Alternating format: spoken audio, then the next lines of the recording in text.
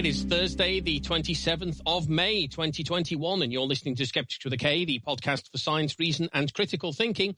Skeptics with a K is a production of the Merseyside Skeptics Society, a non-profit organisation for the promotion of scientific skepticism on Merseyside, around the UK and internationally.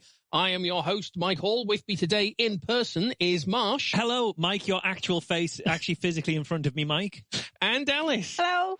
We're together. We're back in the COVID room. Yeah, the last time we were all together in this room, we all came out of it with COVID. With COVID. Yep, this is the COVID office. We may or may not have come into it with COVID each as well. We don't know. One or more of us must have come into the room with COVID. At least one of us came into this room with minimum COVID. One. Yeah. And so minimum one also left with COVID, possibly all three of us. So that was good. That was exciting. And I spent most of the last year in this small box. Enjoy, look around, taking the sights and sounds and smells of the tiny office box. I mean, we don't have dinosaur wallpaper, but we do have random holes in the roof. We do have random holes in the roof. I don't know what those are. Lots of random holes in the roof. An unnecessary number of random holes in the ceiling. It's the fact that it's a slightly curved ceiling as well. It is slightly curved. It's very odd. Down towards the wall, and then all along that slant, there are, I'd say, about 30 holes. Don't know what they're from. They're all like fairly uniform in, like, there's rows of holes that are in uniform distances from each other, roughly. It's like they set up to play that squares game on the ceiling. Dot, dot, dot, dot, dot, dot, now make yourself some squares and put your names in it. I mean, how long have you lived in this house? You could have done something about it in that time. Yeah, but I haven't done anything to this room. This is my tiny little COVID box. This is the last room I work on. It's the room I spend all my life in. The one that you spend your entire life in. You could at least put some, like, paint on the walls. I put these lovely shelves up, or the Kallax units up, mounted on the roof, mounted on the walls. They're good. Yeah, well, usually you would paint the wall before you mounted stuff on the wall, because now it's going to be a pain to paint around the boxes. Well, especially that one. One, it's going to be less of a pain if I don't paint. If I just leave it, it'll be zero pain. And two, painting is a purely aesthetic thing that is worthless to me. Whereas getting massive shelves up high in the top of the room in a tiny little room means I can just mount all the stuff I don't want cluttering up on the ceiling and forget about it. This is a room for pragmatism. None of your bloody aesthetics. I mean, you say you don't care about the aesthetics, but you've got a lot of stuff hung on the walls. Again, because where else am I going to put them? These are pictures. I'm not going to leave them on the floor. They're pictures. Aesthetic things, though. So you clearly do care about the aesthetics to some degree. I'll whack a picture up. That is reasonable. I'm not painting. Cracking radio, this, isn't it?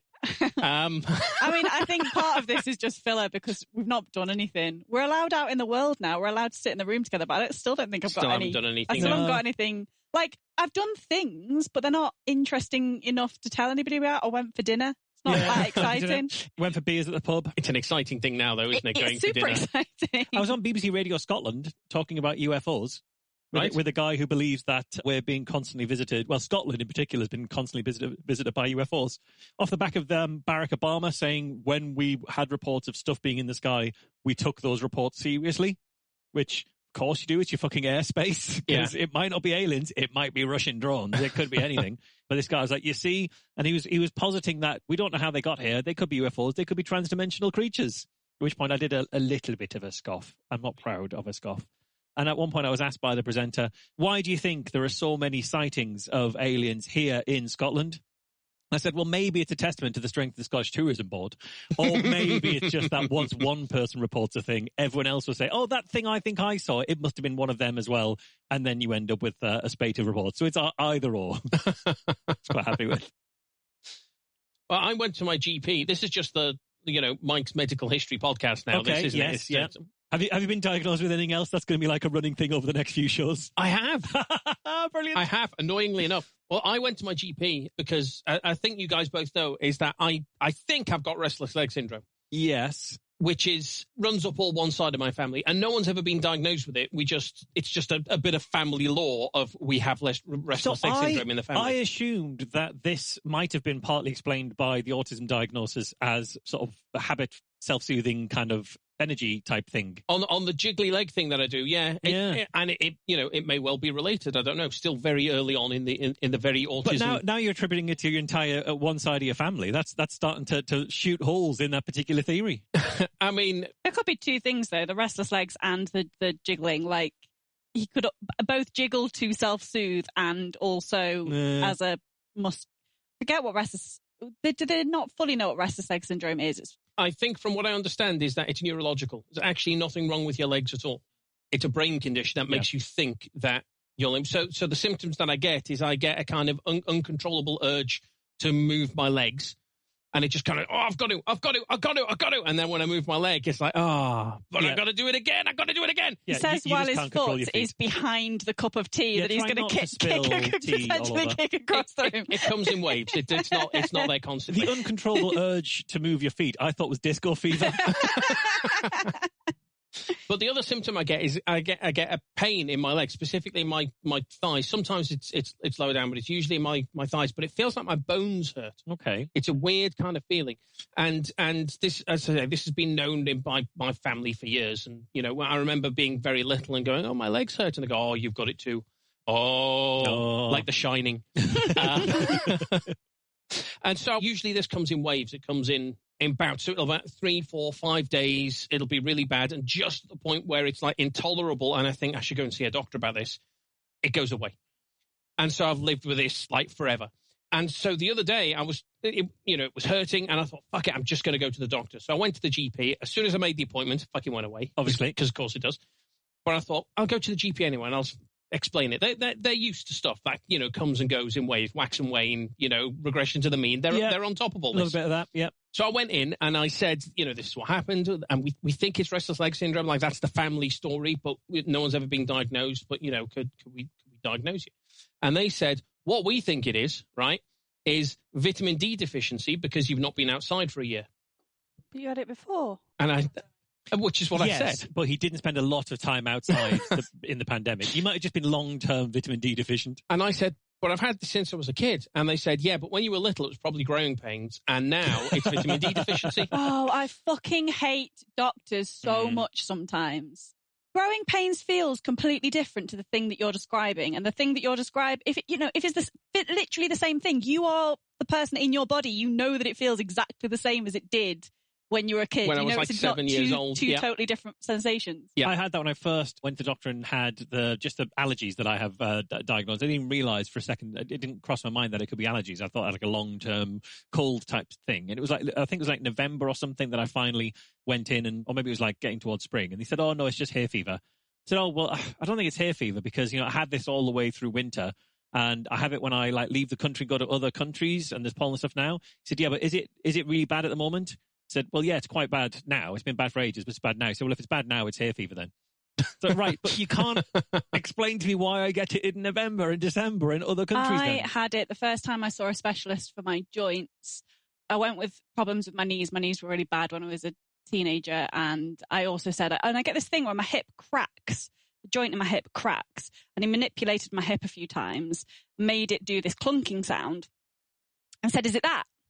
I said, no, it's not that. It's something else. Like, I don't know how you've made my hip do that. That's a new thing that I've never felt before. It's definitely not that. My hip is cracking. That is not it. It's like, no, I think it's that. And wrote on my diagnosis that I had an iliotibial ligament click, that my ligament rubs over my joint. Mm-hmm. I mean, it may well do. But that wasn't the crack I was describing. So they sent me off for blood tests to rule out vitamin D before they then said, and if it's not vitamin D, we'll send you to a physio. It's a neurological disorder. Why are you sending me to a fucking physio? But okay, maybe it's not restless leg. Maybe there is something that often mistaken for restless leg. Yeah, maybe it is. So they sent me off for blood tests. So I went off and got blood tests. So I had to go, and they said, we'll do a full workup when you're there because you've not had you're over 40 now, which has made me feel really fucking young and sprightly. That did. They said, you're over 40 now. We should do a full well-man test. So they took about 6 pints of blood when I went for the blood test because they wanted to test for everything. Yeah. And then they came back and said, you know what? Your cholesterol's a bit high. So for fuck's sake, I just came in because my legs hurt. And so they referred me to the health and wellness coach. Okay. And so the health and wellness coach. The health and wellness coach phoned me up and said, tell me about your diet and exercise, kind of lifestyle. And I said, I'll be totally honest with you. I eat more takeaways than I should. I totally know that. I do enjoy home cooking, but I'm often too tired and too stressed to do it. Yeah, and often you've run out of eggs. And I don't exercise because it reminds me of PE at school. And I didn't like PE at school because when I'm doing PE at school, what happened was lots of other men berated me for being shit. That's what happened at PE. And so that, in my head, exercise is indelibly associated with everyone, including the teacher, telling me how shit I am. And so I don't do any exercise. But one of the things I've been thinking about, and listeners have heard me on this show say, I've taken up climbing, I've joined a gym, and, which is me trying, because I know I should be doing more exercise. I know that I should be doing this. And every time I start doing it and I stop doing it because I hate it, because it just reminds me of fucking peeing. To be fair, you stopped the climbing because there was a global pandemic. I did stop the climbing for the global pandemic. That's true. So I said to the health and wellness coach, this is what happened. But I thought, one of the things I've thought about is whether I should get a personal trainer. Because having someone whose job it is to stand there and show me how to do it properly and encourage me when I get it right and be like, that's it, Mike, that's the one. Fucking go on, you've got it. Go on, give me 3 more. Go on, go. I think in that encouraging environment, I think I might be able to cope. And she said, yeah, or maybe just go for a walk. Brilliant. So even though I'd come to the table with, I think this is a solution that would work for me, yeah. She's gone, yeah, or maybe just go for a walk. So I've been bullied by my GP on the basis of the very slightly elevated cholesterol they diagnosed me with, because I went in because my legs hurt. I've now been bullied into walking for half an hour every week. Fuck the NHS. fucking sell it. I don't fucking care now.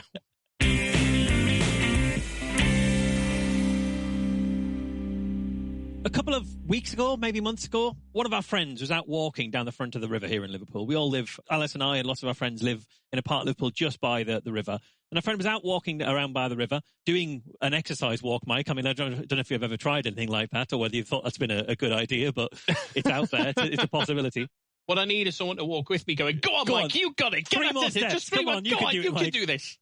And as she was walking down beside the river, she noticed and took photos and sent them to us, stickers on lampposts, white stickers with crudely kind of written phrases on there, slogans on there, and a QR code, all about the pandemic and viruses and how it's not real and how masks don't work and other things like this. And so she sent these stickers to us thinking that we'd be quite interested in them. And since Karen first sent them to us, I've subsequently seen them not only on the lampposts near where we live, but lampposts in town. I've seen them reported online. And it turns out it's not just around Liverpool, it's all around the country and in fact all around the world. And these stickers, which have been prominently shared and prominently shown during the anti-lockdown rallies, are for a group called the White Rose. And the White Rose see themselves as standing up to the tyranny of the lockdown, standing up to the ridiculous conspiracy, the evil globalism, everything that's wrong in the world. They are currently here to stand up against. I'll even show you from the Liverpool anti-lockdown rally. There was this picture from the White Rose of somebody putting his White Rose stickers not only all over his jumper, but as you can see, all over this police car, which was absolutely covered in them. When there was this big rally in Liverpool, the White Rose stickers were all over buses, all over buildings. The one in London, the BBC was covered in them. Yeah, Warren sees them loads. At the minute, he's working to help out the census people, going around knocking on doors. So he walks a lot of the streets of Liverpool and spends a good chunk of his time just taking... Does he find it good exercise? Is that something he's finding a bit of... He's worn through one pair of walking boots and had to buy another pair of walking boots. He's done so much walking. But he's been, taking all the stickers down and B, like, trying to cover up graffiti that's like COVID conspiracy graffiti wherever he sees it. Nice. That's civic-minded. So just for listeners, that picture you just showed us was a guy standing next to a police car, which he has covered in anti-COVID stickers. Yes. Well, the implication he's covered it. He's putting a sticker on the police car that is already covered in lots of stickers. And he's holding a load of other stickers in his hand and he's covered in the stickers. But he might argue he was doing his duty of taking the stickers off the police car, which is what would get him out of being done for vandalism of property like that. So this is the White Rose. And if you aren't familiar with the name the White Rose, the idea that they're standing up to the tyranny of the evil corporate globalist lockdown, etc., the White Rose actually are named after a non-violent resistance group from Nazi Germany. So they were resisting the Nazis during the Second World War. It was led by a group of students from the University of Munich, including Sophie Scholl, Hans Scholl, and Alexander Schmorl. I think we actually, when we were in Munich for Karen's birthday a couple of years ago, we actually saw the memorial to the White Rose. So this was a big thing. And what the group used to do, the White Rose in Germany, was they'd anonymously hand out leaflets and graffiti things calling for active opposition to the Nazi regime.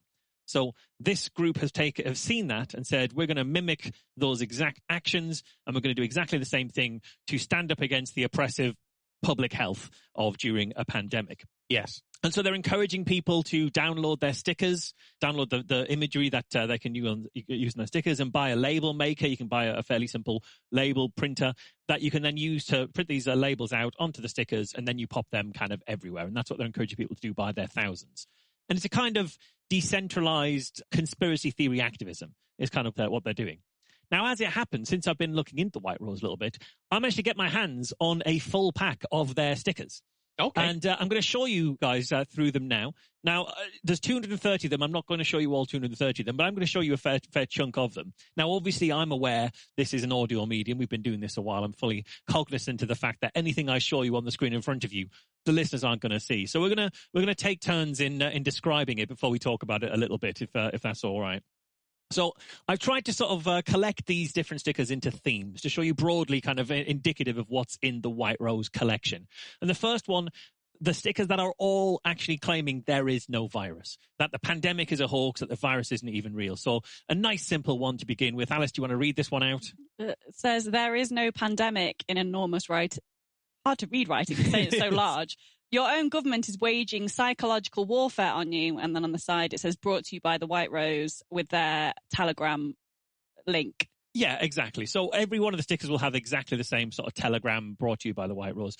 I completely agree with you that the there is no pandemic, despite it being very big, is very hard to read. Really hard to read. Which when you then think that's going to be down on a sticker, like of all the things you've made this an incredibly unreadable font. And so it's not, the font itself isn't that bad. So it's a big black font on a white background. So there's good contrast. The letters are all quite large, but then they've spattered every letter with white paint. Yeah, that makes it really hard to read. And because all the letters are quite close together, once you add in that paint, it makes it really hard to distinguish the letter.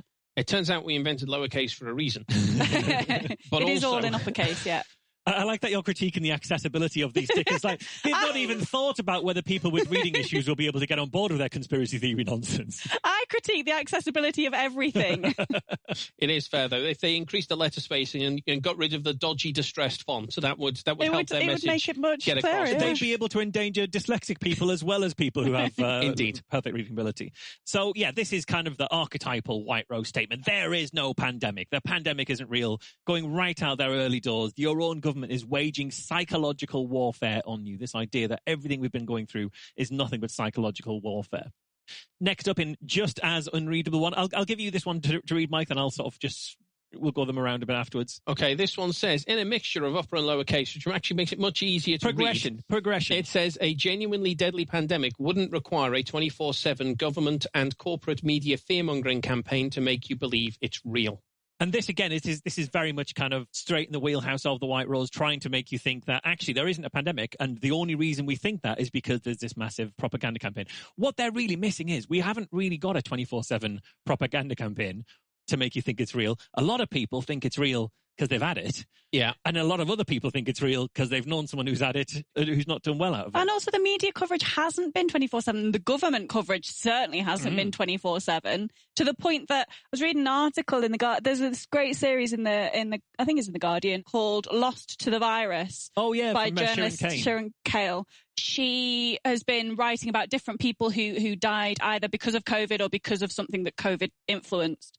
And wrote one story about a guy who lost his life and his wife saying she hadn't realised that the Christmas rules had changed until the journalist spoke to her months after her husband had died from getting COVID over that 5-day Christmas period, where they spent the full 5 days with their families, even though the rules were changed 2 days before Christmas to say you could only do 1 day with your family. Yeah.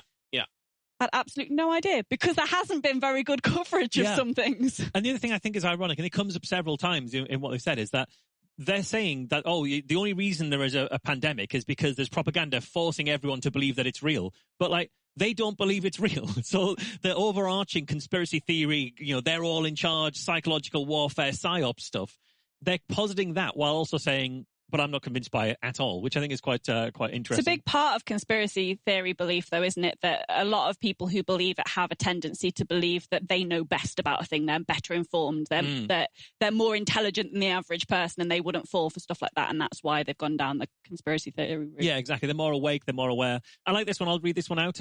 Imagine doing all this for a virus so deadly you have to be tested to even know if you have it. What strikes me about this one is, imagine doing this for a virus that you didn't have to test to know if you had it.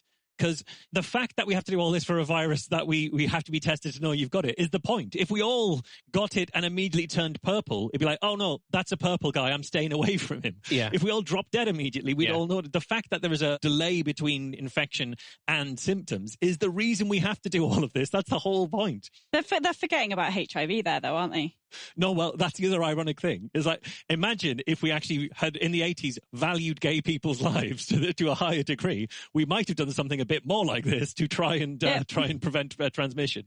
I mean, obviously, it's not just a thing for gay people, but obviously it was a massive thing in the 80s at the time. The other thing that's really interesting about this one, about a virus so deadly you have to be tested to know you have it, is that about 20% of all what we think of as common colds are not caused by rhinovirus, they're caused by a coronavirus. Because coronaviruses will cause cold-like symptoms. Very commonly, they'll cause cold-like. Turns out there's lots of things that cause cold-like symptoms, including other coronaviruses and rhinovirus, that you may or may not have when you come down with COVID-like symptoms. It's just, if you've got rhinovirus, you'll be fine in a week. And if you've got COVID, you might be dead. And that's why when you get symptoms, we test you. Yeah, that's why we're testing you. And it's also why we have to kind of have all of this stuff until we know that you haven't got it. This is a nice one. You can do this one, Alice. If it weren't for the fabricated statistics, mandatory face masks, and 24/7 media fearmongering, you'd have no idea there's a deadly pandemic going on. Yeah, and they put pandemic in inverted commas just to in quote marks just to really sort of make the point. I think there's a typo there though as well, though, isn't there? So if it weren't for the fabricated statistics, mandatory face masks, 24/7 fearmongering, and 127,000 dead people, you'd have no idea there's a deadly pandemic going on. Yeah, that's the bit they're really missing. Is like there's a lot of people who've got a pretty good idea that there's a pandemic going on because their lives have been irrevocably touched by the pandemic. That just because you haven't had that, the issue isn't that you, the general public, have no idea. It's you, the people putting these stickers out, don't believe the pandemic is going on. Yeah, it turns out the people who died of the pandemic aren't around to make their own stickers to go and pop on a lamppost. Yeah. All right, Mike, you can have this one. Imagine a vaccine so safe you have to be blackmailed into taking it. For a virus so deadly you have to be tested to even know you have it. They've gone back to illegible writing again. So we had a few that were easier to read, and now they've put random spaces in the middle of the letters, spaced the letters out so far that it's hard to tell what's an actual space and what's just a space between two letters. It's really hard to read. Yeah, they've gone to that kind of stencil font, like you might see spray painted on the side of a box. Yes. But still with the distressed white spatter over the top of it. Which is very much their brand identity, that distressed white spatter. In fact, I think distressed white spatter could also describe their entire movement. It's just distressed white spatter. And I don't think any two letter is on the same vertical baseline. They are all over the shop, those letters. It is all over. But the idea of a vaccine that you have to be blackmailed into taking it, I think is interesting because here in the UK, we're not being blackmailed into taking it. There's no incentive to taking it other than you may allow to back out into the world. But even then... We don't know anything about how that's going to be implemented or whether it is going to be implemented. But even as the restrictions in the UK have relaxed, they haven't relaxed in line with whether you are vaccinated or not. They've relaxed in line with how much transmissibility there is. In America, that's quite different, where there are parts of America where they literally are saying, look, we'll give you £100 or we'll give you a burger or we'll give you a pint if you get vaccinated. They've not done that here. Also, that's a bribe, not a blackmail. That is a bribe. A blackmail would have to be, I know something about you and take this vaccine or I'll tell everyone. Yeah. And again, we have this thing of a virus so deadly, you have to be tested to even know you have it. And obviously that isn't the case. There's plenty of people who know they have it before they're tested because they suffer serious symptoms. Here's a nice one. A massive thank you to the unsung heroes who clear the piles of dead bodies from the streets each night. Oh, now that's especially what's going on in India at the moment. That's a really bad taste thing to say. It absolutely is. And first of all, I don't think they believe what's going on in India is actually going on in India. But also what it's missing here in the UK is that you don't die in the middle of the street with that. That's not the kind of pandemic we have here. You slowly find it harder and harder to breathe into a point where you either aren't leaving the house or you're in hospital, and then you're on a ventilator, and then you die. No one's dropping dead in the middle of the street. It's not a sci-fi thing. That's what they've got in their head. Pandemic, must be drop dead in the street. So I don't fully understand this. So this is just supposed to be a random sarcastic sticker. Very much so, yes. Yeah. Okay. Yeah, this is just supposed to... And it's got a bit of sarcasm. Sarcasm doesn't really work on a sticker. Did they think that's what Clap for Carers was? is we were just applauding everyone who clears the dead bodies from the streets all night. Yeah, they must have been. That's why it was at 7 o'clock. It's when they go out, do their rounds, like the bin men. They're going, "Come on, Mike, go on, get out there." Just 3 more dead bodies, Mike. You can clear them. Then I'll show you some of the. It's not always just big, bold lettering. Sometimes it's imagery. The imagery is always of a certain type, very, very low-grade meme. So, Alice, do you want to describe this? There's a chap who looks like a doctor. Yes, he's wearing a stethoscope. He's got a pen and is wearing glasses and a white coat. And it says, "You cannot infect people with a disease you do not have." I mean, I agree with this. That is true. Totally true. That's fair. Oh, the top says repeat after me. I totally missed that. I was too busy looking at this old chap who's a doctor. Yeah. Unless you've got like a syringe of it or something, then you could infect. I suppose you have the disease. You are not infected with the disease, but you possess some of it, don't you? And again, it's based on a complete misunderstanding of what's actually happening with COVID. You know, you have it before you know you have it. You were asymptomatic for a while. I remember talking to Darren Nesbitt about it and saying, there's no such thing. There's no other disease in history where you are asymptomatic whilst also being infected. And I was saying, well, there's HPV, for example, HIV, for example. You can be asymptomatic for a long time before you have it, but it's just a misunderstanding of what's going on. Here's another classic one. So you've got the old the similar kind of meme, black and white picture of a cartoon man shouting, "Vaccine passports were not created to end the pandemic. The pandemic was created so that vaccine passports could be introduced." This, I think, is a bit of an odd one, because if they don't think the pandemic is real, why do we need vaccine passports? Why not just passports? Why is it like, well, we know we need vaccine passports. Now, that's because we're going to get into the vaccine misinformation shortly. And go on, Mike, you can have this one. This one says, this is a laughing man who looks like he's recently buffed his fingernails from the position of his hand. It says, "Imagine, if you will, a pandemic so deadly, it stops existing when you switch off your TV." That's Fox News, I think, isn't it? And for me, again, this just shows, imagine being so removed from what we've all been through in the last year. And I don't mean lockdowns. I don't mean having to stay home. I don't mean furlough. I mean knowing people who've had disease, had this. People knowing their loved ones, seeing their loved ones go through it. Imagine being so removed from that you don't believe it exists unless you're seeing it on the television. And even when you see it on the television, you don't think it's real. It's just trying to engender that sense of distrust everything, even when you can actually see it. The other thing that's interesting about these as well is it reminds me of the Millennium Bug, of when it was identified and a lot of software developers worked very hard to make sure that nothing actually happened. And now there's the conspiracy theory of the Millennium Bug never bloody happened. It was ridiculous. It was a load of fear-mongering, a load of scammering, because look at it, nothing happened. It's like, nothing happened because of all the preventative methods, all the preventative steps that were taken by people in the software community to make sure that nothing happened.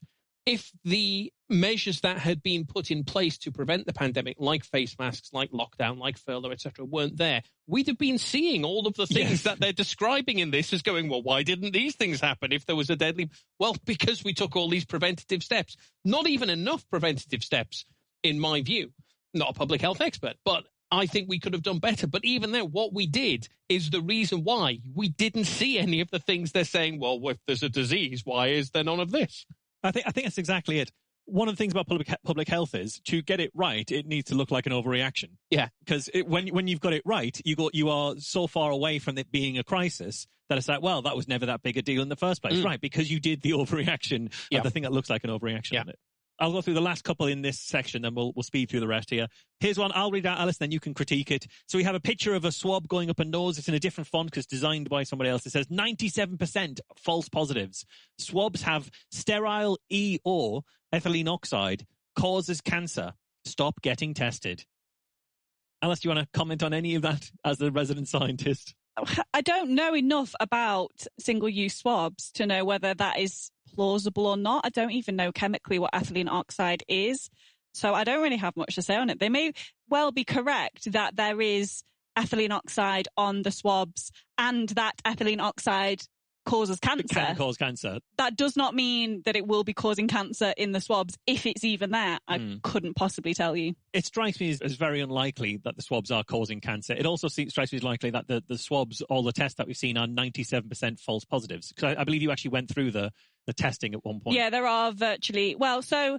It's not clear what they're talking about here. There are very few false positives in either of the testing methods that I've looked into. So PCR testing and the lateral flow tests are very low on false positives. The lateral flow tests have quite a few false negatives, and even PCR testing gold standard has enough false negatives, but false positives are incredibly rare. And that's because they want to play this way. I have no idea where they think they've got this 97% false positive stat from. But what they're trying to do is explain why loads of people seem to have positive tests. And that can't be because there is a pandemic. It must be something else. And therefore, we can just write off there being the vast majority of them as false positives. They certainly don't want to encounter the fact that there are false negatives. That means there's people who are walking around who've been told you don't have it, who have it, need to add to the numbers. And I think it's the last one in this section, just to kind of round it off. Go on, Mike, you can read this one out, and this just kind of encapsulates this idea for the first section.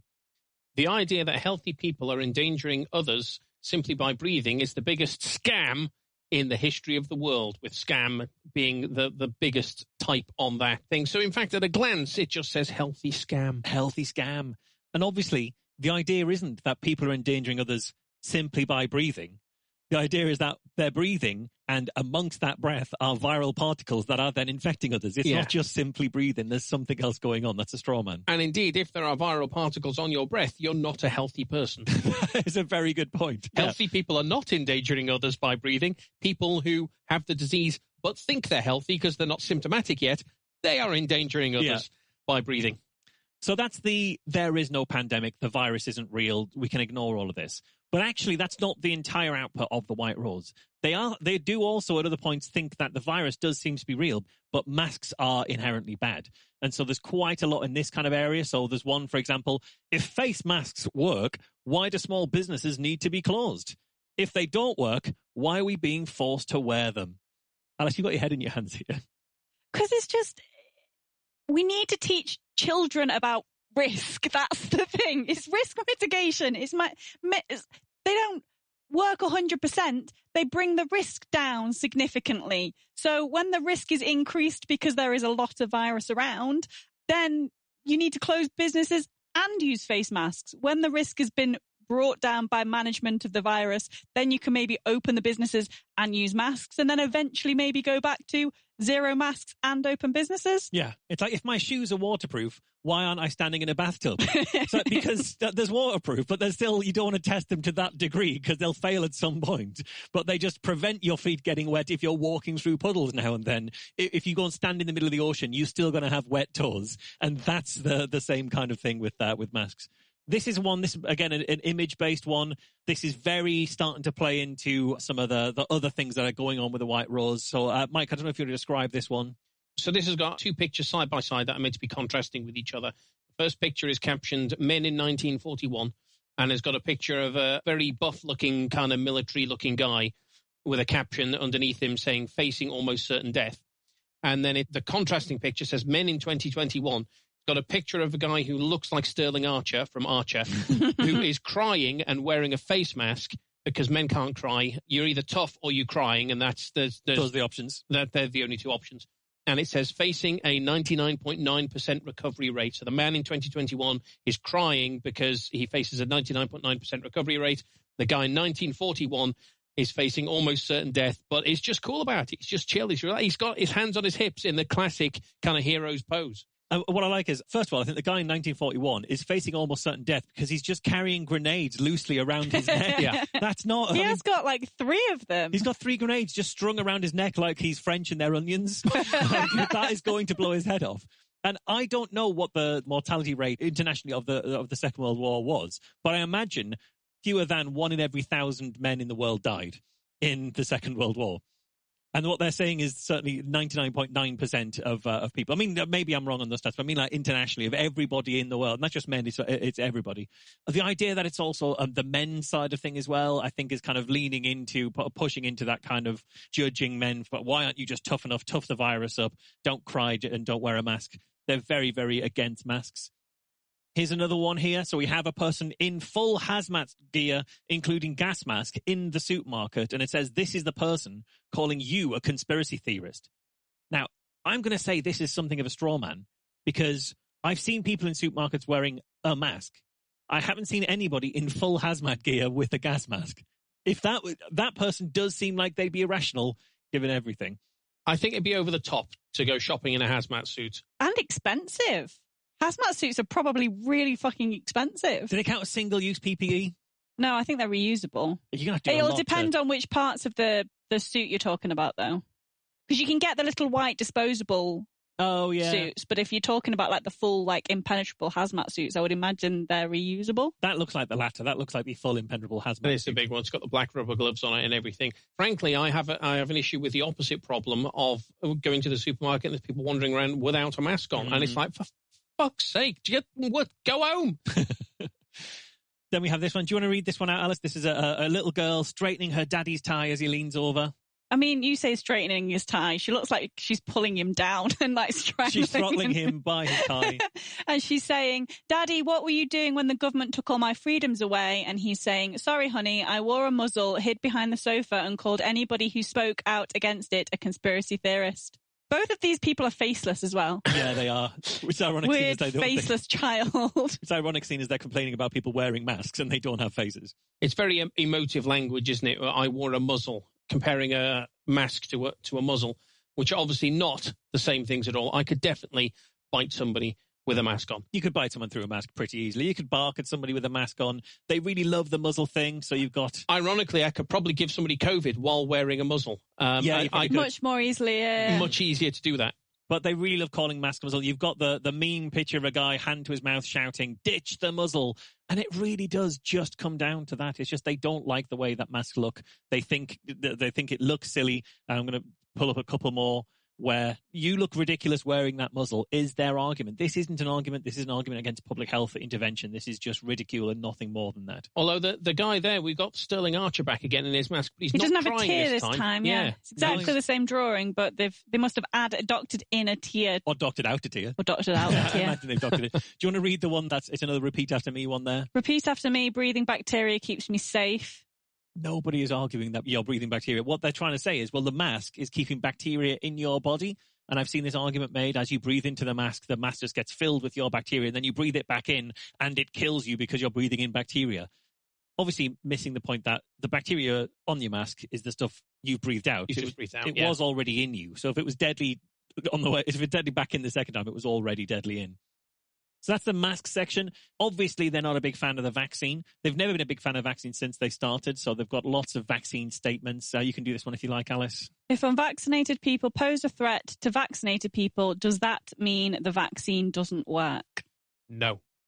That's not how that works. They think they've got a lot of very gotcha questions. Yeah. But as we've seen with lots of conspiracy theorists, like we saw when we talk about the flat Earth, what they're rejecting is a complete straw man version of what the official version actually is. It's got no relationship at all to the official version. They haven't bothered trying to understand the arguments they're dismissing. They're dismissing them purely on a gut level. Because obviously, part of the issue is we don't know for certain, for example, that the vaccine is going to be effective for everybody. For some people it isn't, and we've seen what the percentages around efficacy are. Equally, some people can't get the vaccine because they're immunocompromised. And so the more unvaccinated people who could be vaccinated who are walking around, the more repositories you've got, reservoirs you've got for the virus to make it from one person to another person to the person who can't get vaccinated because they're already unwell. That's the reason we want you to get vaccinated. That's the reason we want people to get vaccinated. It's not because we don't think the vaccine doesn't work. And as Alice said before, it's a misunderstanding of risk. The vaccine reduces your risk of catching the disease quite significantly. It reduces your risk of transmitting the disease because the viral load in your system will be lower. But it's not 100%. No vaccine is 100%. Yeah. I do currently get a little bit frustrated with non-conspiracy theorists going a little too far the other way and basically going, well, I'm vaccinated now and I'm fully vaccinated with both jabs. Therefore, I can do what I like because I'm not going to pass it on to anybody because I can't pass it on to people because I'm vaccinated. That's not how vaccines work either. And that is unhelpful if people start going back to 100% normal before enough people are vaccinated to make that reasonable behaviour. Even if you're doubly vaccinated, you still need to be cautious until we've vaccinated enough of the population. Yeah, exactly. I mean, still, there's no harm in maintaining some level of social distancing, minimising unnecessary risks. I mean, that's not to say minimise all risks, but just don't go out of your way to take on a risk until we get through this. The same kind of statement here, but on a picture. We could see a very 1950s looking cartoon child saying, if you're afraid of me because I'm unvaccinated, does that mean your vaccines don't work? No, we're afraid of you because you've got creepy eyes and a creepy smile. That is a terrifying child. That's the reason to be afraid of him. It looks like he's from the front cover of like a 1940s children's annual. Yes. Called like the Beezer. Oh, yeah, I was going to say Weezer or something, like that, isn't it? When he's going to sit there, and he would have been. He's in nice black and white inks there, but he would have been a nice watercolor on the front. Lovely. Absolutely lovely on the front cover. On the inside, still black and white. We're not making money. Yeah. But on the front cover, absolutely colour. We've got this. So here we have probably the most text-heavy, or one of the most text-heavy. Bear in mind, these are stickers that are going to be about A5, A6 size, maybe smaller. So this is very, very small. So you've blown it up onto your computer screen, so it is filling half of your computer screen, which is a large computer screen. And I'm not sat that far away from it, but I'm struggling to read that small writing. Yeah, I have no idea how this is meant to be legible on a label. So if you think of like the label size, it is going to be sort of like, A6, something like that.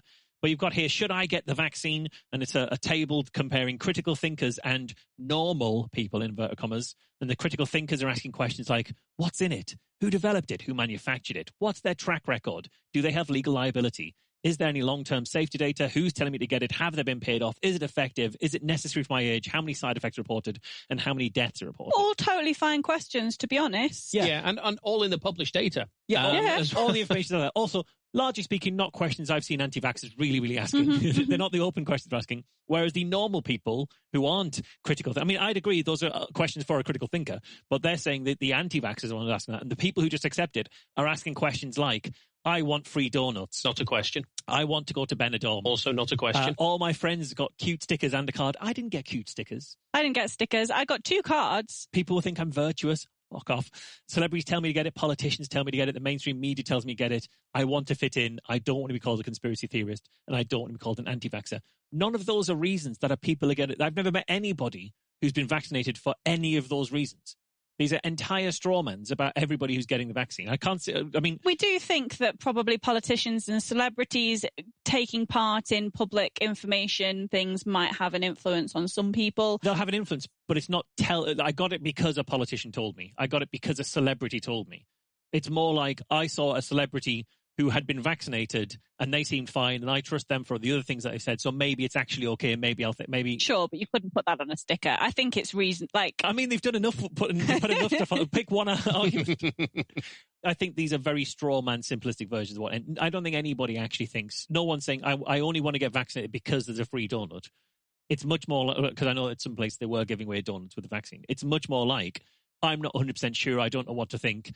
Well, I mean, it's convenient, and I get a donut. Oh, you know what, bugger it. Maybe some of the other people seem to be getting it. It seems to be fine. Sure, I'll get it. Why not? I'll do it now rather than wait because there's a donut involved. That's all. But yeah, those reasons they're given as reasons that people might get a vaccine, I don't think are bad reasons. I think it's perfectly reasonable to get a vaccine because everyone else has got it and you want to fit in, as long as, you're reassured that it's safe and all the other things that are going to be playing into it.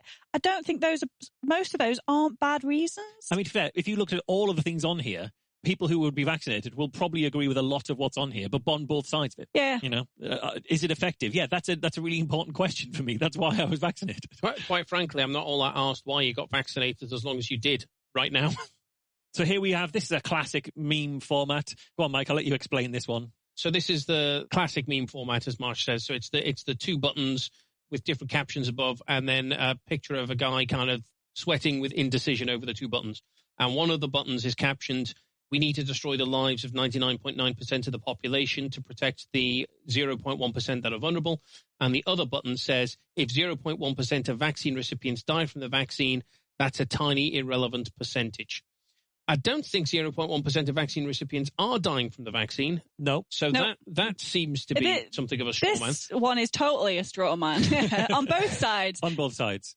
Nobody's saying that we should destroy the lives of 99.9%. No, we're saying we should restrict people's lives a little bit until things are a little bit safer. We should inconvenience the majority of the population, and genuinely it has destroyed some people's lives, and some people lost their livelihoods. Course, for example, people who've worked in the arts have found it incredibly hard to make rent, stuff like that, and I'm not minimizing that. But 99.9% of the population's lives have not been destroyed because of they've just been COVID regulations. And as for that idea of 0.1% of vaccine recipients dying, obviously they're trying to say it's just the same 0.1%, and that's the dilemma. That's not true. So the CDC said over 273 million doses of COVID-19 vaccines were administered in the United States between December 14th, 2020 and May 17th, 2021. During that time, the vaccine adverse incident reporting system received 4,647 reports of death, which is 0.0017%, among people who received the vaccine. A review of available clinical information, including death certificates, autopsy, and medical reports, hasn't established a causal link to COVID-19 vaccines. However, recent reports indicate a plausible causal relationship between the Johnson & Johnson COVID-19 vaccine and a rare and serious adverse event, blood clots with low platelets, which has caused deaths. So what this is, even in these numbers, there's been 0.0017% of people died, and that's including people who got a vaccine and then died without there being any indication that it was due to the vaccine. So if you were vaccinated and 3 days later you got hit by a truck, that would go in the incident reporting, just in case it made people, unusually attracted to walking across the middle of the road or something. So this is an absolute straw man. There's lots of other straw men we've got here. So, for example, if the vaccine works, why are unvaccinated people concerned? If the vaccine doesn't work, why are we being coerced into taking it? Because some people are immunocompromised. Mm-hmm. And that's not how vaccine works. Nope. Vaccines changes your risk of getting infected. It's not 100% cast iron guarantee. If vaccines were 100% cast iron guarantee of not getting infected, they might have a point here. Yes. You don't need to worry about an unvaccinated person if your vaccine is a 100% cast iron guarantee of getting something. Oh, so what a world that would be. It would have essentially cured any disease we could vaccinate against. Yeah. It'd be brilliant. But it's a bit like saying, well, you go to play Russian roulette. You can either play with 6 bullets in the chamber or 1 bullet in the chamber. Well, hang on. If removing 5 bullets still doesn't mean I'm immune to being shot, and is there any point taking the 5 bullets out? Yes, your chances of shooting yourself are significantly lower if you take out 5 of the bullets. It's exactly the same thing. This is a lovely one. Go on, Alice, I'll let you do this one. It says, this sticker is removable in really large writing, and in much smaller writing, gene-altering mRNA vaccines aren't.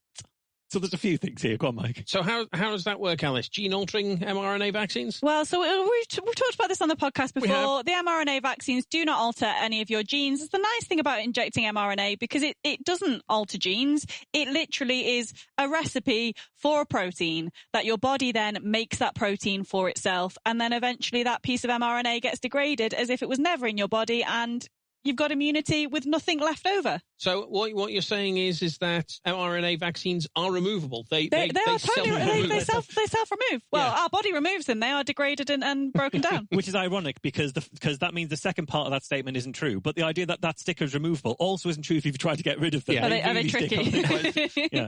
We'll rush through these last ones. These are very small stickers. They're not always great at being succinct on the stickers. Those are very long. So you have, would you board an experimental plane with a new type of engine that's still in testing, has never flown successfully the distance before, and every time this technology was tried in the past, it crashed and all the passengers died? Wait, isn't that what they did when they flew the first plane? Yeah. They tried lots of times and it crashed. Literally what the Wright brothers did. And burned a lot of times. Also, when it comes to these vaccines, the idea that everybody who did it has died in the past, that isn't true. That's not true, none of that is true. Also, we've got, according to the government, the vaccine doesn't prevent transmission of the virus, but vaccine passports will. Ever get the feeling you're being played?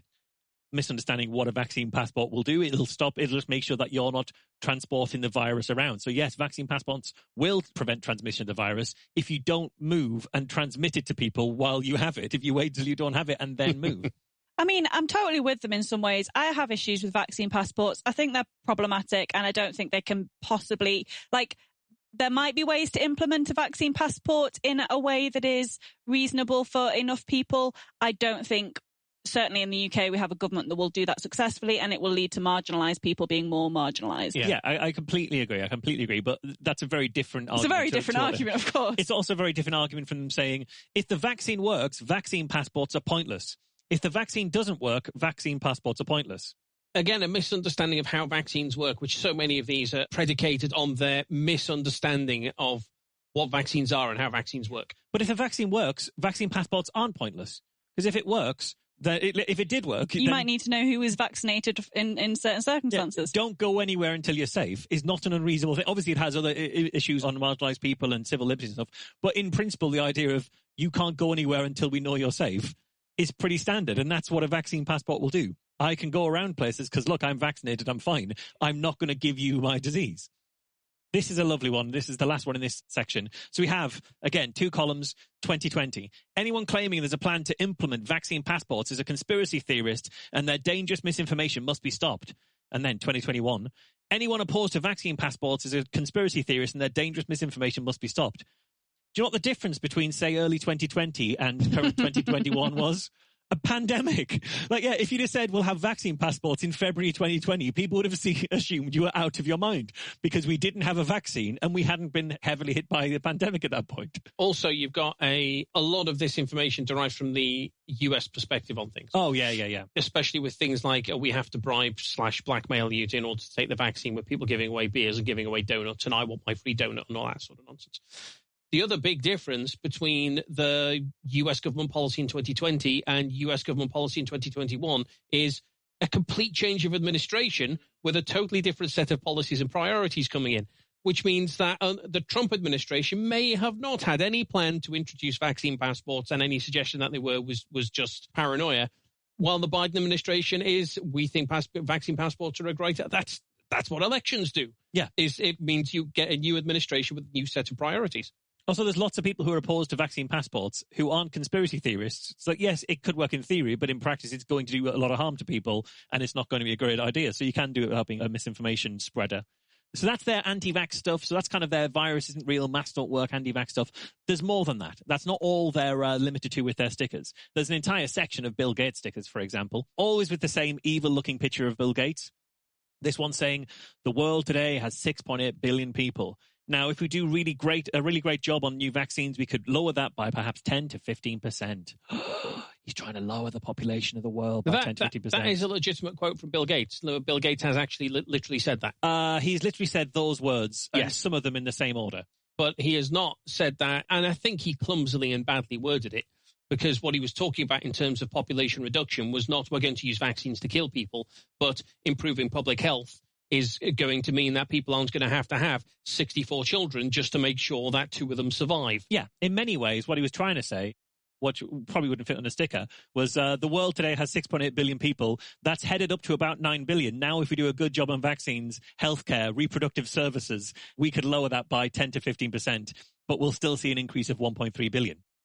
That was his actual quote. So what we're seeing with this sticker is the ellipsis covering all of the context. This is incredibly disingenuous. Then we also have same picture of evil-looking Bill Gates. Do you honestly believe the same man who thinks the world is massively overpopulated now wants to save your life with a rushed, experimental, insufficiently tested vaccine?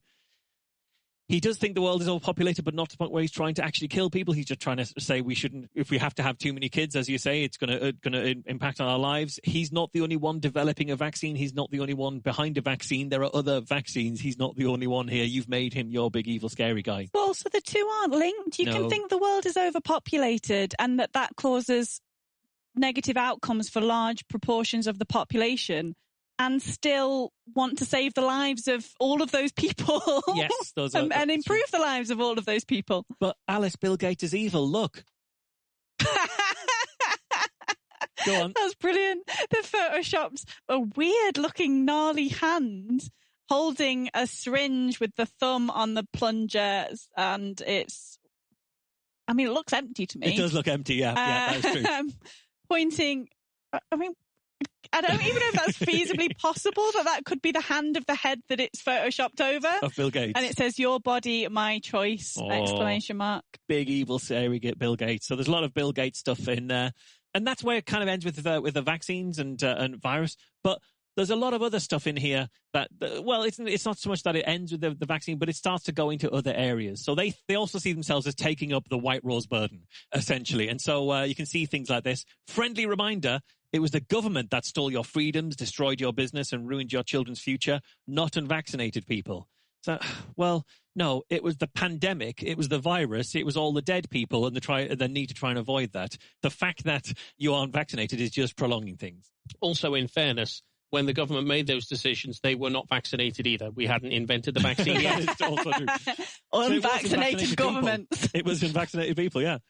We have here, our forefathers gave their lives to keep this country free, and you're just going to sit back and let it become an authoritarian hellhole over a virus with a 99.9% recovery rate.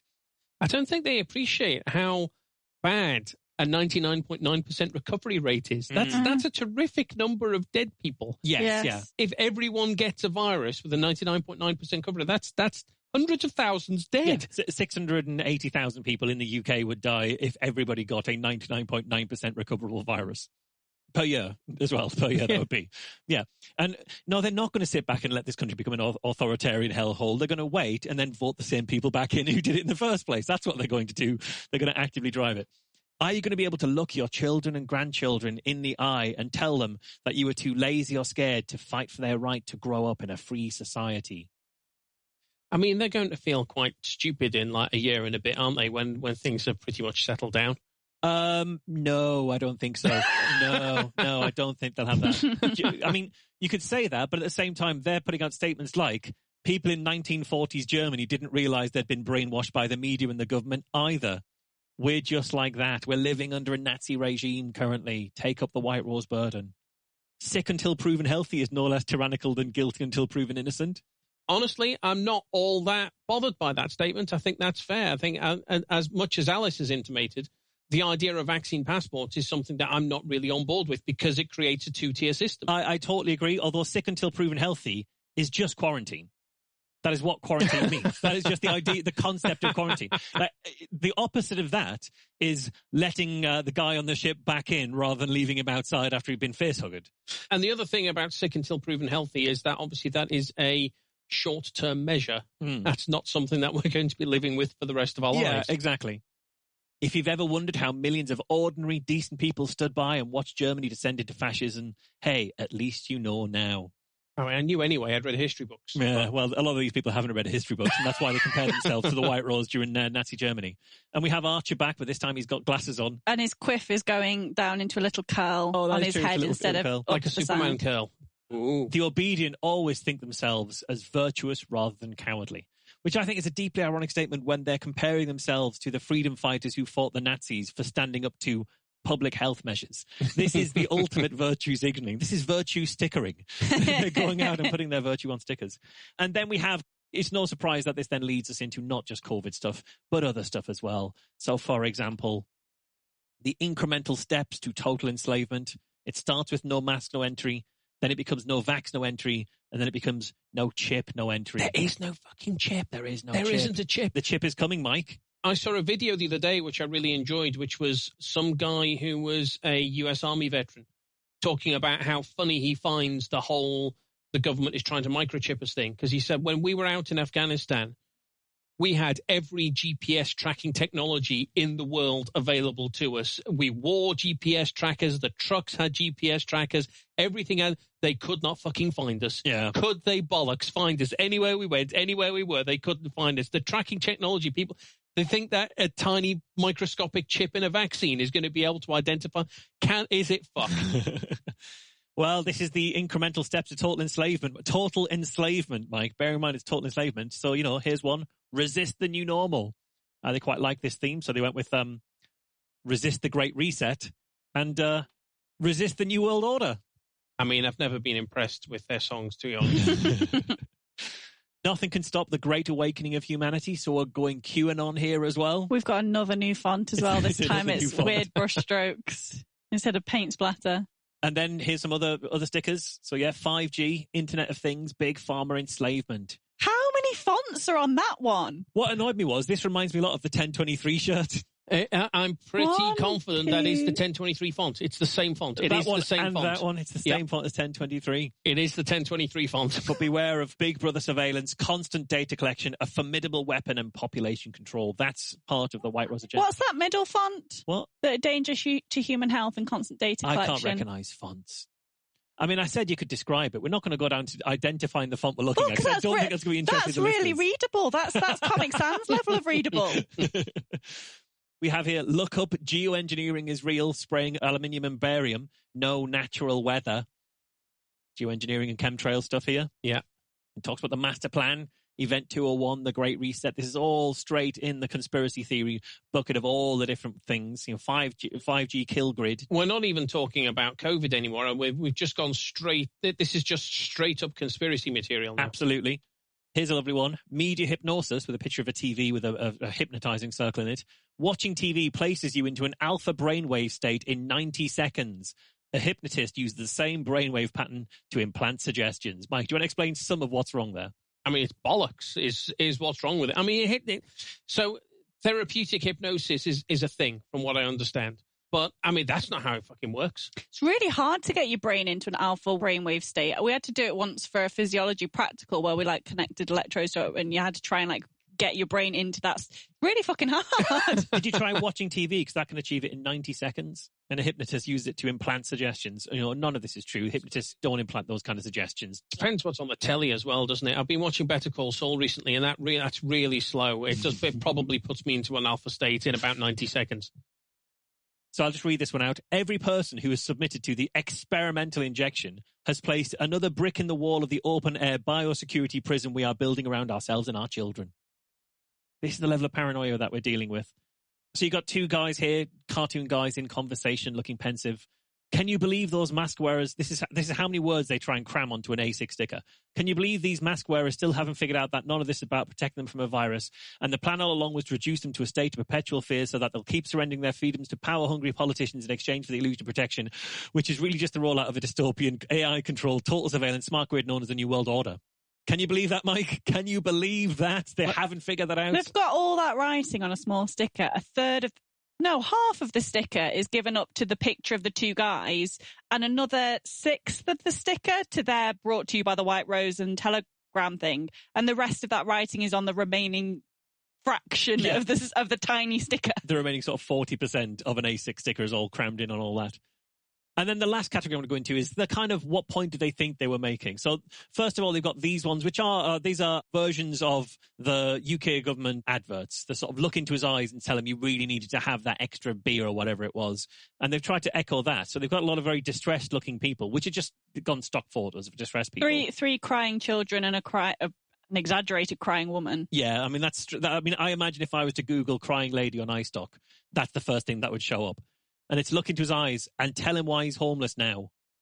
What? Because, stay obedient, destroy the economy, ruin lives. Those are the instructions of the government. Yeah, so they've got the little thing like the UK government's 3-word. That's terrible. I can't remember what it is now. Yeah, like the hands, face, space type thing. Yeah.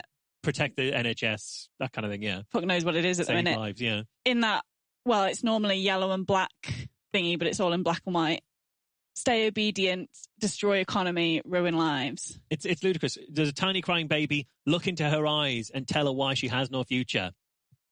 Because her mum's an anti-vaxxer? I don't know. Because her mum's in the White Rose.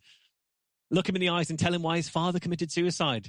Just to be clear, there is no evidence of a spike of suicides during the lockdown. That's one of their big arguments. Oh, the epidemic of suicides, most of the people who've died during COVID will actually because of that. No evidence that that's panned out. We just haven't seen that.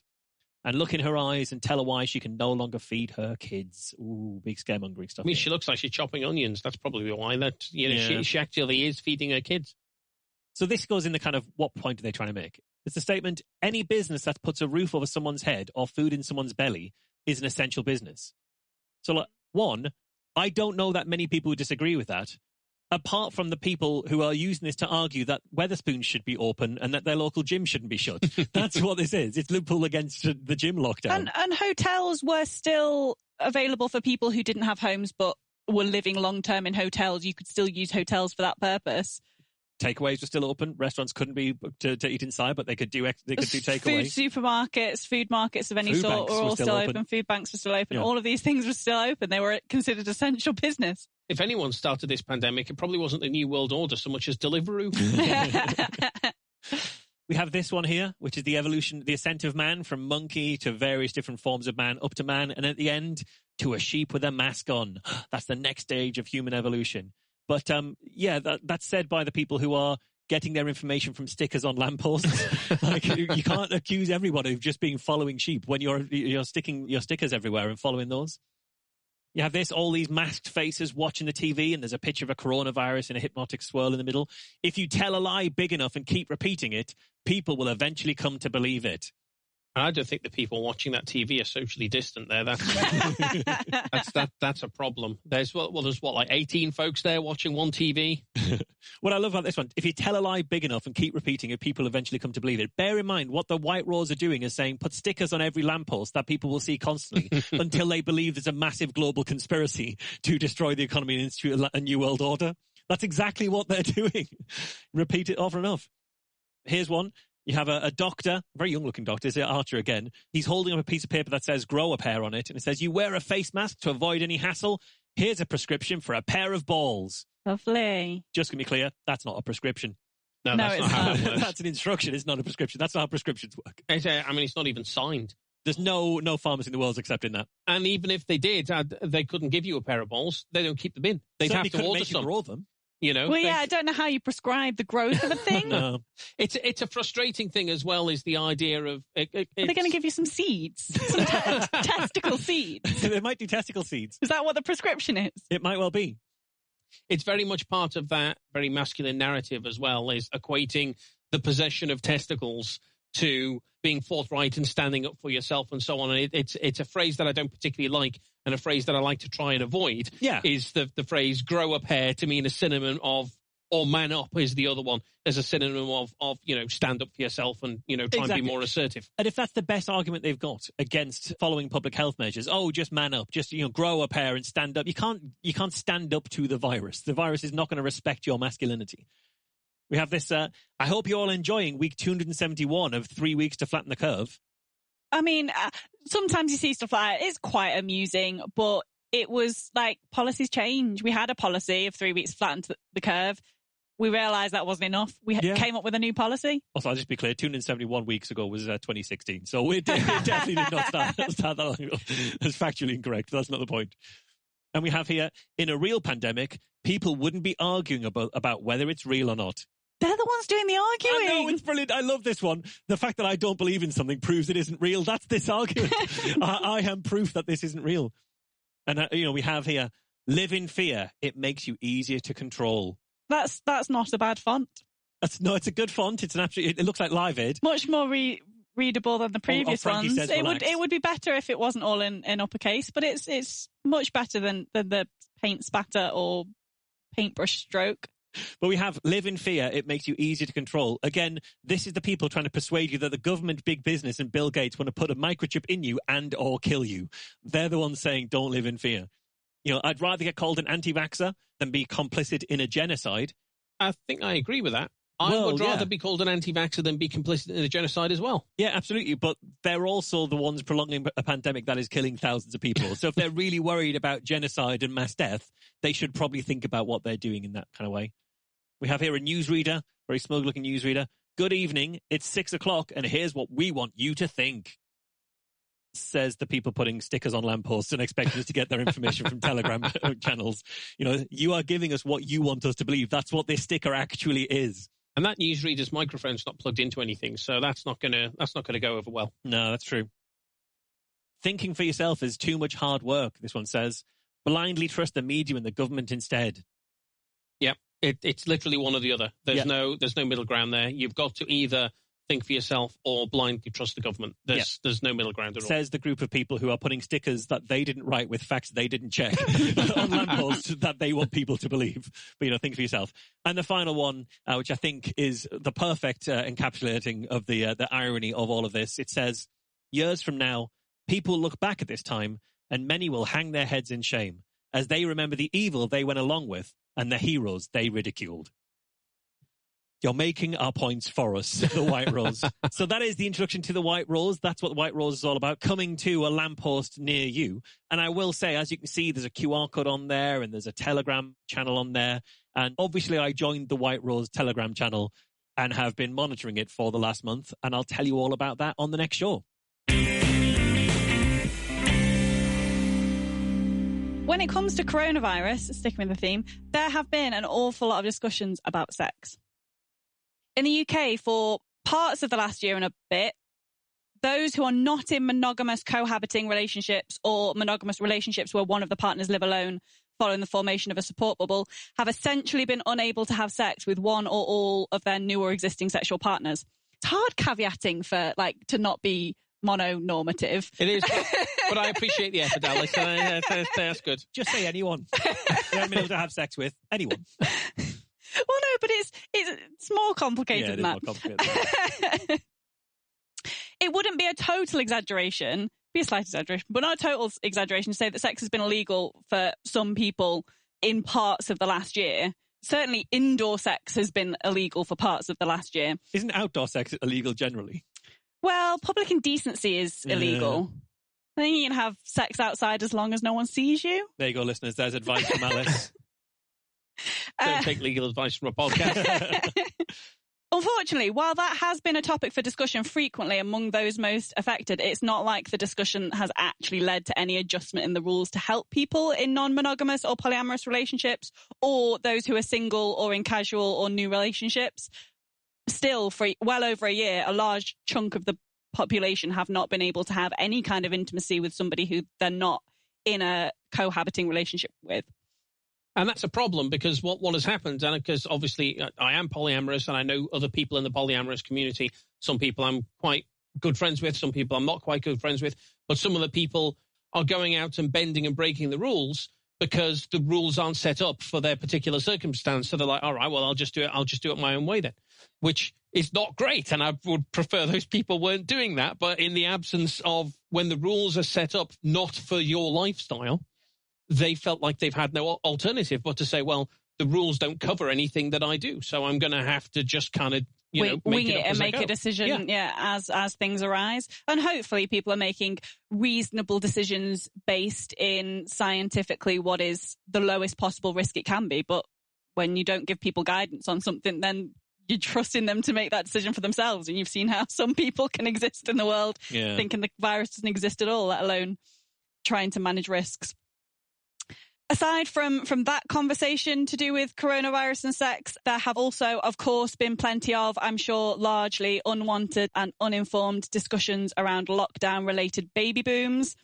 Despite evidence that this phenomenon simply does not exist, and in fact birth rates have been declining around the pandemic, still, I'm sure anyone who's had a new baby in the last few months has been subjected to discussions of their lockdown boinking. And then this month, I came across a story in the Mirror, which led me to a story in the Metro from back in June 2020 about sex in the pandemic. And this is what I'm going to talk about this show. So the Metro headline was, Doctor says he's seen a surge in men asking for penis injections to last longer in bed in lockdown. I mean, classically, bit of Viagra will do that. Will do the trick, yeah. Needle in your penis, probably over the top. Unless it's got a vaccine in. It does need to be in the penis. No, it doesn't need to be in the penis. Perfectly fine Marsh in the arm. still did that anyway, from what I'm I'd totally forgotten. Oh, yeah, sorry, I'd forgotten that you were referencing Eli's thing there, yeah.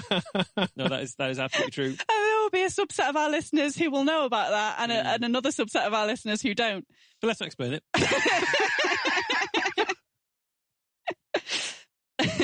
But no, needle in the penis, not necessary to last longer in bed. Just, pop them. You can even get Viagra over the counter now. You can get Viagra over the counter. So yes, I'm talking about injections into the penis because I did the vulva last episode. So the article begins, could time in lockdown be upping the pressure for men to last longer in bed and have rock-hard erections at a moment's notice? A leading intimate health specialist and doctor, Dr. Shirin Lakhani, says she's seen a dramatic rise in inquiries for her P-shot procedure, a treatment that sees blood injected into the penis since lockdown came into place. Whose blood?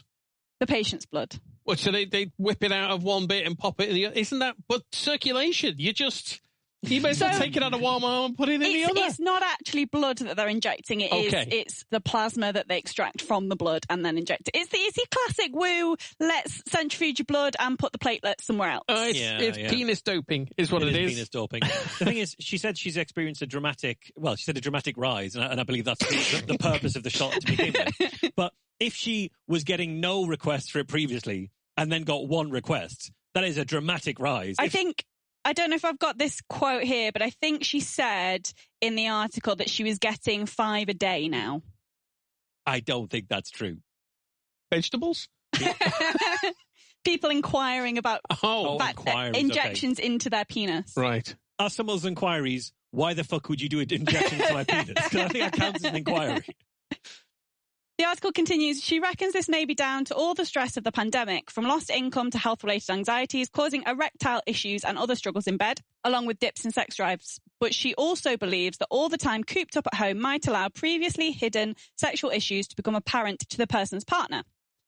This is either a story that I've come across before, or it's something so completely predictable that I've just assumed it exists. Yeah, no, I could see that. Well, there was the G shot, which was there are various different types of injections you can have into the vulva and various parts of I want to say female genitals, but that's not the right word. Into your bits and pieces. Yeah, there are various injections that have been marketed for things like this, so it's not totally surprising. I don't think I have come across it in the penis before. Maybe I have. Maybe I've talked about it on the show before. Who knows? I never remember what things I've covered. It's fine. Well, you can probably find out from our extensive and comprehensive show notes, which go back 2 episodes now. Did you do it on the last one as well? I know you did it on one of them. Yeah, I got bored of people complaining about them, so I just started putting useful show notes in. Brilliant. 12 years in. After so many years. 12 years in. Stop fucking complaining. Fine, I'll just put something sensible. I just wanted to make people laugh, because I don't want this show to become a corpus of useful information. But it has been. We are 3 knobheads. It has been a corpus of useful information. Alice has an actual PhD. Genuine scientific... not in penises, though. Not in penises, that's true. Genuine psychom has been masked behind... I mean, put the knobhead line in anywhere, and then just put bullet points if needs be. Yeah, it's hard to know what we've talked about before. And I generally have a rule of thumb of, if I can't remember it, the only people who will remember it are the people who've gone back and re-listened to the back catalogue recently. Nobody else will remember me talking about it either. Yeah, that's fair. So the article continues, a lot of the men I'm hearing from have struggled with sexual intercourse for years, but have until now managed to hide the fact they are unable to get an erection or can't ejaculate, says Dr. Lakhani. Before lockdown, they managed to hide their problem behind the fact that they were tired from work or because they were physically away a lot due to work. Which, to me, is a sad indictment of how we handle sex-related topics in our society. Like, we've talked a lot about the pressure of expectation on women, and we've touched on it in men before too. Certainly, I've talked about treatments available for erectile dysfunction on the show before.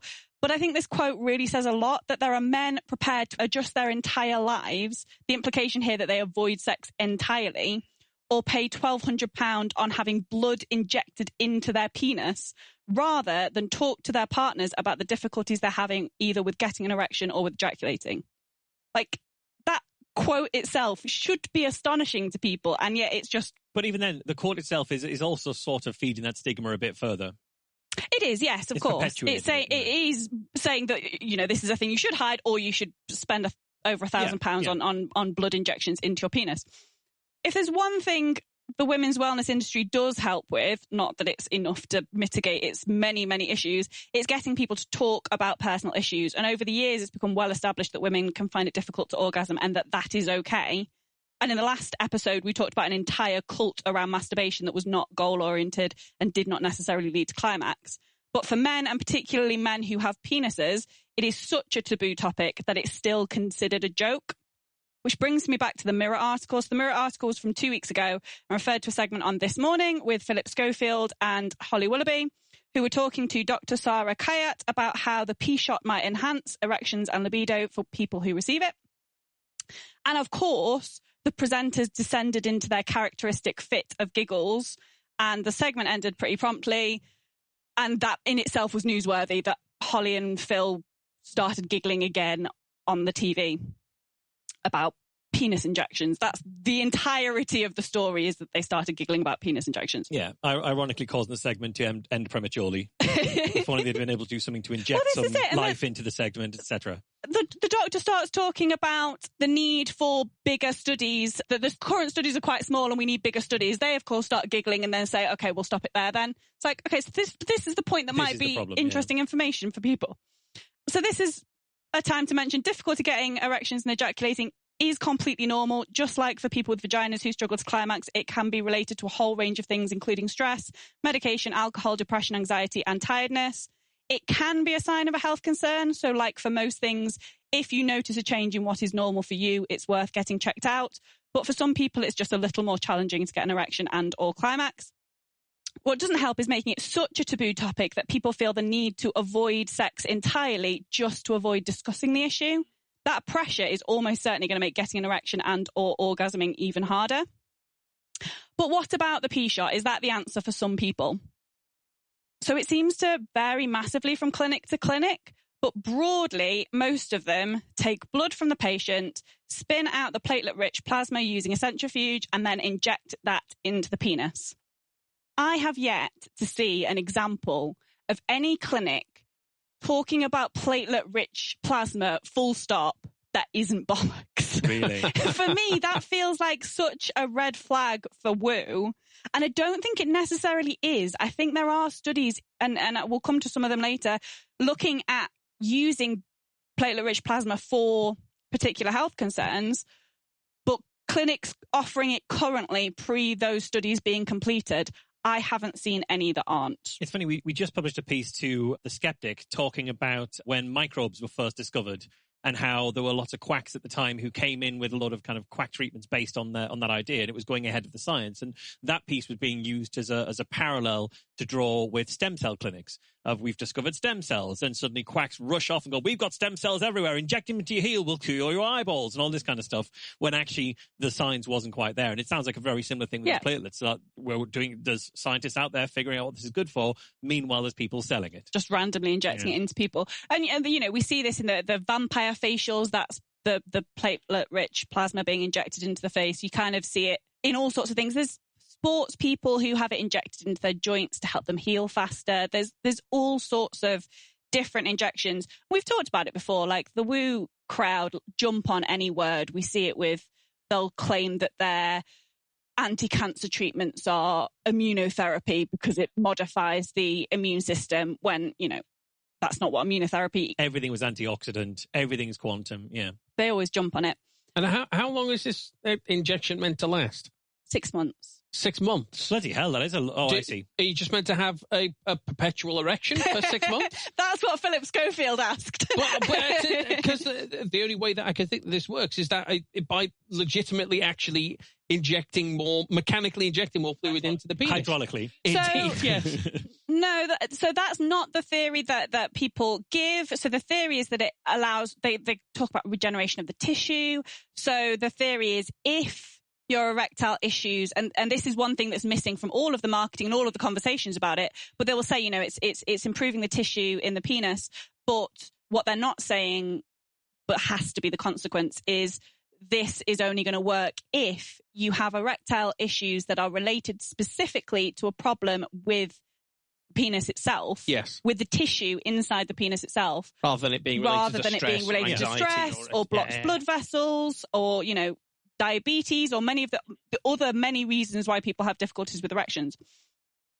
But if they told you that, then you wouldn't spend the thousands of pounds getting the injections. Yeah, exactly. So I find a lot of clinics, if I Google using lots of different search terms, it's not just called the P-shot, it's called a few other different things as well. And I've Googled to find information about this, and I find a lot of clinics offering this treatment. What I can't find is many concluded clinical trials suggesting that this treatment actually works. So I have found a few that are in process, clinical trials of small cohorts of patients. One was about 15 people. They were treating in rounds of 5. So they did the first 5, then they were going to do the next 5, then the third 5, which means no placebo control, all completely unblinded. Sometimes specifically with erectile dysfunction related to issues with the small blood vessels that bring the blood needed to sustain an erection, and in most cases, open label and not placebo controlled. But I don't see any really that have released data specifically on platelet-rich plasma injection into the penis. I did find one study which had some reported data, but it gave very limited information on how the study was conducted. I couldn't get my head around how they'd conducted it. But it did, concerningly, comment on one patient saying, in the first follow-up of a patient after the third injection, a 4mm diameter fibrotic plaque was observed on the ventral side in the middle of the penis shaft. Which to me is a little worrying that after 3 injections of your treatment, there's a small growth inside the penis. But they were promising about this injection and said that they should do follow-up studies, which, you know, one patient having that issue might not be cause for concern and you might want to continue studying. That's totally fine. But for me, that's a little bit concerning. You want to make sure that it's definitely safe. Yeah. I'm also not totally sure what the scientific principle here would be. So I'm seeing a lot of vague theories, as I said, about rejuvenating tissue. But for many people, the difficulties in getting or sustaining an erection are related to stress and tiredness, not something that is physically wrong with the penis. And even if it is due to a health condition, it's often clogged arteries due to high cholesterol rather than specifically damaged tissues. Although that being said, clogged arteries or conditions like diabetes that can often cause erectile dysfunction can lead to damage to the tissues or blood vessels, but still treating the root cause has to be the priority before considering how to treat the damage to those tissues. As always, I strongly dislike the idea of a person going to a private clinic for an injection, which might not include a consideration of health conditions that might be a contributing factor for that patient. Yeah. If you're struggling with erection problems because you've got high cholesterol, you need to have that high cholesterol treated. High cholesterol will cause you other problems than erectile dysfunction, if it's severe enough and long-term untreated. For people who might have a physical cause for their erection issues that isn't due to damage to the tissue, this injection route isn't going to help. If the person's struggling to get an erection or ejaculate due to side effects of medication, it might be that to switch that medication for a different one is the thing that helps, and then you don't need an injection into your penis. For me, when it comes to medication, talking to a doctor about side effects should always be a priority. We so often have so many different medications that we can try that it's easy to switch out for a different one and see if those side effects are more tolerable. If that isn't an option, sometimes there are other medications that can help that are much cheaper and better researched that are not for the thing that you take the first medication for, but will help with the symptoms and side effects that it causes, which are cheaper and much better researched than injecting some platelets into your penis, which, since we haven't studied it that much, we don't really know what the long-term effects are. If it's caused by high cholesterol and you caught it early, it might just be a simple case of taking some statins to lower your cholesterol. I've gone for a walk for half an hour. Go for a walk for half an hour. With your penis. Always take your penis with you when you go on a walk. And of course, there's always Viagra and the related compounds, which help many people. As part of my research for the story, I read an article that was written for Men's Health by somebody who tried the P-shot from a company called Gainswave, which is apparently owned by a guy called Dr. Dick Gaines. No, it isn't. I'm guessing that's not his real name. Absolutely not. The story involves numbing cream, a nerve block shot, which I'm assuming is just local anesthetic. Yeah. Sound wave machine, which the guy describes as jackhammering his penis, and finally a penis pump. He described the result of his treatment this way. Hang on, none of that was the shot then? There was also the shot as well. As well. In addition to the shot. Right, I was going to say you threw me there. Well, 2 shots. So the guy came and took some blood, left him to get his penis sound waved for a bit while spinning the blood, came back with 3 needles, one with the nerve block and 2 with plasma, 1 for each side. Because you don't want it to go wonky. Well, we'll come back to that. To which side does Sir dress? He described the result of his treatment this way. And it was written for Men's Health, so you can imagine the language the whole way through. But he described it at the end of his article. 4 hours later, back at my hotel room, I awkwardly fumbled with the pump, trying to remember how they put me inside it at the clinic. I oriented my penis just right and flipped on the button. Schloop. I sat for 10 minutes as it word hummed, buzzed and sucked me up to a shockingly high, self-satisfactory 10-inch mark. Bollocks. Then a few minutes after I removed the pump, and about exactly when the last drops of numbing cream wore off, it happened. My penis became big, throbbing, a porn star-esque mass of quivering hard tissue. That sounds horrible. The whole thing was written like that. Now, I'm no medical doctor, but I'm going to assume his large erection has more to do with the machine sucking blood in the direction of his penis than it does the injections. Yeah, you'd think.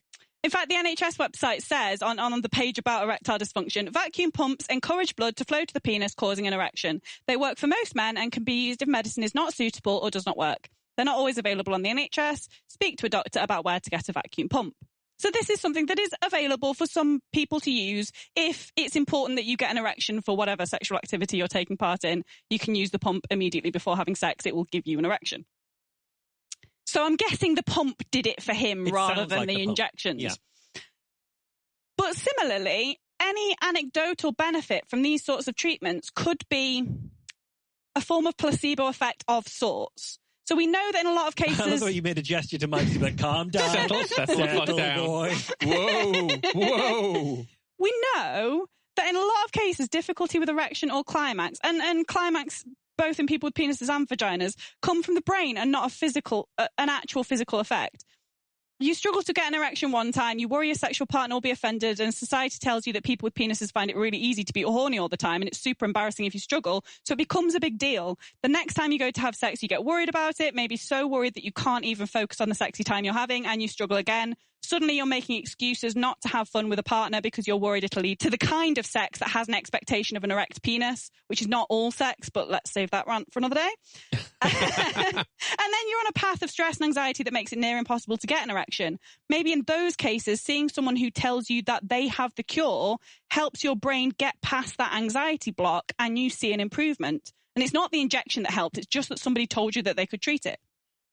And it's one of those things where a psychological intervention can plausibly have a physiological effect. Exactly, yeah. Which in so many cases is not what happens in placebo effect research. Is, you know, your body, a psychological intervention isn't going to cure your cancer. No, exactly. But for something that does have a psychological component, finding the psychological thing that helps. And so the NHS offers CBT treatment for some people who are struggling with erectile dysfunction, because for some people with erectile dysfunction, that can have a big help.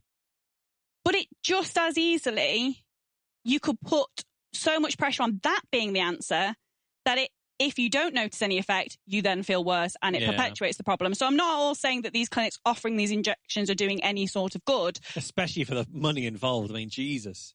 But at least I can see how anecdotally people might find a benefit from them. But there are medical doctors who say there is evidence these treatments might be helpful, notably Dr. Sarah Kayat, who is a practicing GP and TV doctor. So maybe there is something more to consider. And I think I can see where some confusion lies. So there are some studies looking at injection into the penis in order to help treat erectile dysfunction. Certainly not enough to prove it works, nowhere near, but they do exist in a small number of patients, except they don't inject platelet-rich plasma. They're using stem cells. So a review looking at all of these studies concluded, our analysis revealed that stem cell therapy represents a promising option to treat erectile dysfunction, although published data exist for less than 100 patients. So small studies, but some studies. They say large placebo-controlled trials with longer follow-up are needed to confirm the long-term safety and efficacy of stem cell therapy for erectile dysfunction. Mostly the stem cells used for these studies are derived from either the placenta, the umbilical cord, or bone marrow.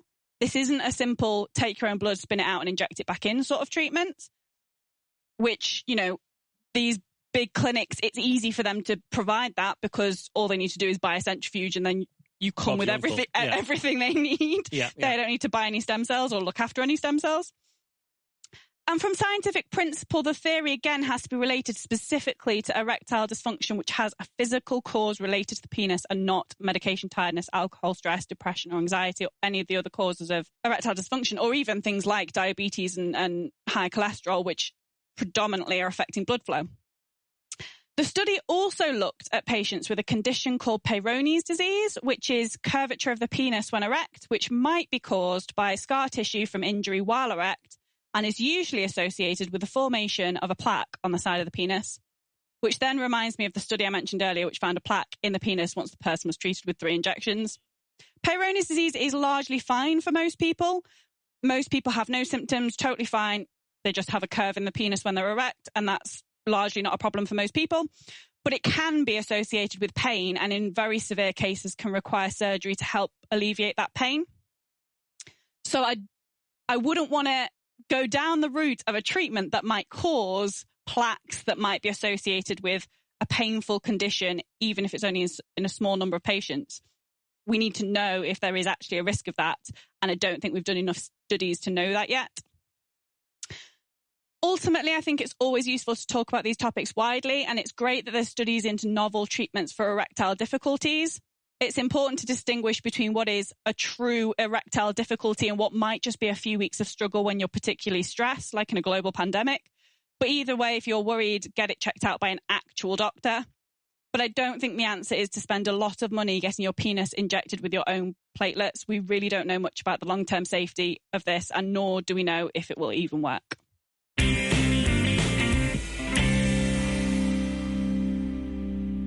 So, Be Reasonable, Marsh. We've just published a new episode of Be Reasonable. So what was that all about? We did. It was with Cynthia Sue Larson, who runs the Mandela Effect International Conference.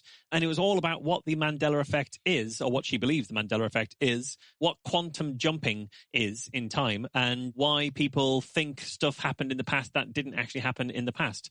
And she and I have quite differing views on what is actually going on when it comes to Mandela Effect. Has she got an idea that theorizing that one could time travel within his own lifetime, Dr. Sam Beckett stepped into the quantum leap accelerator and vanished? She does say at one point that she's loath to test whether it's just people sort of collectively misremembering things by putting out a false Mandela effect. I suggest at one point, well, maybe you should come up with a Mandela effect that isn't real and see whether your followers also have experienced it, at which point you'll know that this is just not real. It's just collective misremembering. And she said, well, the problem with that is people have such active imaginations that they could retroactively change history to make that the case. I was like, I feel like you almost had it there. and then suddenly you lost it again. But it's a good one and people should really check it out. And we also have got Skeptics in the Pub online. Yeah, it's going to be Professor Chris French tonight as of the show going out, so Thursday the 27th. He's going to be talking all about the satanic panic of the 1980s and whether it could happen again. Spoiler alert, yes it can, QAnon. I'm going to be hosting that one. I'm really looking forward to hosting it and getting involved in the Q&A and seeing where we can take that. So that should be really, really fun. If people want to check it out, it's at the usual place for Skeptics in the Pub online, which is sitp.online, or go to twitch.tv/sitp at 7 p.m. on the 27th. And if people want to check out Be Reasonable, you can do that in any podcasting, podcatching, whatever your podcasting software of choice is, or you can get it from the Merseyside Skeptics website, which is merseyside-skeptics.org. Make sure you go there for it and don't just look for another podcast, which I think is called Be Reasonable, which is a street epistemology podcast, which started up relatively recently with the same name. Excellent work, guys. Top brand market research there before you ship. I think that's the case. I think I could be wrong. Maybe their name is slightly different. I'm just teasing. Aside from that, then, that is all we have time for. It is. It's been really nice seeing you both. It's good. You're in my house. In person. It's great, isn't it? You're following in my house. So all that remains is for me to thank Marsh for letting us record in his house today. Thank you for coming round. And thank you to Alice. Thank you. We've been Skeptics with a K, and we will see you next time. Bye. Bye.